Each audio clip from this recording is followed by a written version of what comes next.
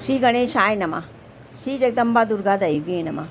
अंतस यात्रा की इस कड़ी में हम महाकवि दिनकर जी के महाकाव्य रश्मि रथी के तृतीय सर्ग में कुरुक्षेत्र में श्री राम का वर्णन लेकर आ रहे हैं। कितनी खूबसूरती से कुरुक्षेत्र में हमारे श्री राम का आदर्श चरित्र दर्शाया है महाकवि ने। महाकवि दिनकर का महाकाव्य रश्मि रथी। रश्मि रथी इसमें कर्ण का नाम है क्योंकि उसका चरित्र सूर्य के समान है। रश्मि रथी का अर्थ सूर्य की किरणों का सवार। कर्ण महाभारत का अत्यंत यशस्वी पात्र है। उसका जन्म पांडवों की माता कुंती के गर्भ से उस समय हुआ था जब कुंती अविवाहिता थीं। अतएव कुंती ने लोक लज्जा से बचने के लिए अपने नवजात शिशु को एक मंजूषा में रखकर नदी में बहा दिया था। वह मंजूषा अधीरथ नाम के एक सूत को मिली थी। अधीरथ की कोई संतान नहीं थी, इसलिए उन्होंने इस बच्चे को अपना पुत्र मान लिया। उनकी धर्मपत्नी का नाम राधा था। राधा से पालित होने के कारण इस बच्चे का नाम राधेय भी पड़ा। महाकाव्य रश्मि रथी में महाकवि दिनकर जी ने महाभारत के सभी पात्रों का बहुत अच्छी तरह से विवेचना की है। महाकवि कहते हैं, विपत्तियों में जो शूरवीर होते हैं वो घबराते नहीं हैं, बहुत ही धैर्य से काम करते हैं। सच है विपत्ति जब आती है कायर को ही दहलाती है। सूरमा नहीं विचलित होते, क्षण एक नहीं धीरज खोते। विघ्नों को गले लगाते हैं, कांटों में राह बनाते हैं। मुख से न कभी उप कहते हैं, संकट का चरण न गहते हैं।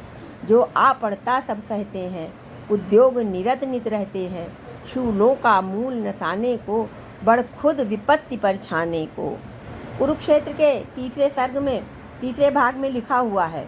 यहाँ बताया गया है किस प्रकार न्याय के लिए युद्ध करना बेहद ज़रूरी हो जाता है। वीर पुरुष युद्ध में जीतते हैं या मृत्यु को प्राप्त करते हैं। अधिक दया करने से या अत्याचार सहने से पौरुष की क्षति होती है। कई बार क्रोध अनिवार्य हो जाता है। यहाँ उन्होंने महाभारत और रामायण की तुलनात्मक व्याख्या की है। प्रभु राम 3 दिन से समुद्र की विनय करते रहे कि वह उन्हें रास्ता दे सके, लेकिन समुद्र की ओर से कोई जवाब न पाकर श्री राम अधीर हो गए और अपना धनुष उठा लिया। तब समुद्र उनकी शरण में आ गिरा। महाकवि दिनकर के कुरुक्षेत्र में श्री राम का वर्णन। न्यायोचित अधिकार मांगने से न मिले तो लड़के तेजस्वी छीनते समर को। जीत या कि खुद मर के, किसने कहा पाप है समुचित। सत्य प्राप्ति हित लड़ना, उठा न्याय के खड्ग समर में। अभय मारना मरना, क्षमा दया तप तेज मनोबल। की दे वृथा दुहाई, धर्म राज व्यंजित करते तुम। मानो की कदराई, हिंसा का आघात तपस्या ने कब कहाँ सहा है। देवों का दल सदा दानवों से हारता रहा है। मना शक्ति प्यारी थी तुमको, यदि पौरुष ज्वलन से।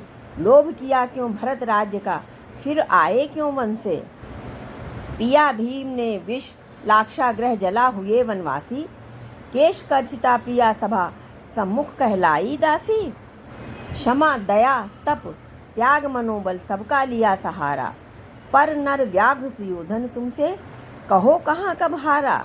अर्थात हर प्रकार से युद्ध टालने की कोशिश की गई, परंतु क्या युद्ध टल सका। यहाँ तक कि परम पुरुष नारायण श्री कृष्ण के रूप में स्वयं गए दूत बनकर, लेकिन क्या सुयोधन उस पर सहमत हुआ। क्षमाशील हो रिपु समक्ष, तुम हुए विनत जितना ही। दुष्ट कौरवों ने तुमको कायर समझा उतना ही।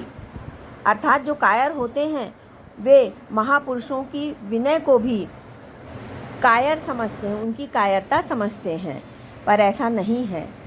जो सशक्त होता है वही विनयशील भी होता है। अत्याचार सहन करने का कुफल यही होता है। पौरुष का आतंक मनुज कोमल होकर खोता है। क्षमा शोभती उस भुजंग को, जिसके पास गरल हो। उसको क्या जो दंतहीन विषरहित विनीत सरल हो। अर्थात क्षमा उसी पुरुष को शोभा देती है जो बलशाली है, विनीत है। और ऐसा सर्प जिसके पास दांत ही नहीं है, अगर वो क्षमा दिखाता है तो उस विषधर का कोई मूल्य नहीं होता है। क्योंकि जब आपके पास शक्ति हो, आप उसका अनुचित प्रयोग ना करें, वही वास्तव में क्षमा कहलाती है। अब रघुपति का विनय देखिए। हमारे श्री राम का विनय। 3 दिवस तक पंथ मांगते रघुपति सिंधु किनारे।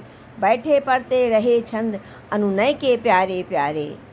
उत्तर में जब एक नाद भी उठा नहीं सागर से, उठी अधीर धधक पौरुष की आग राम के शर से।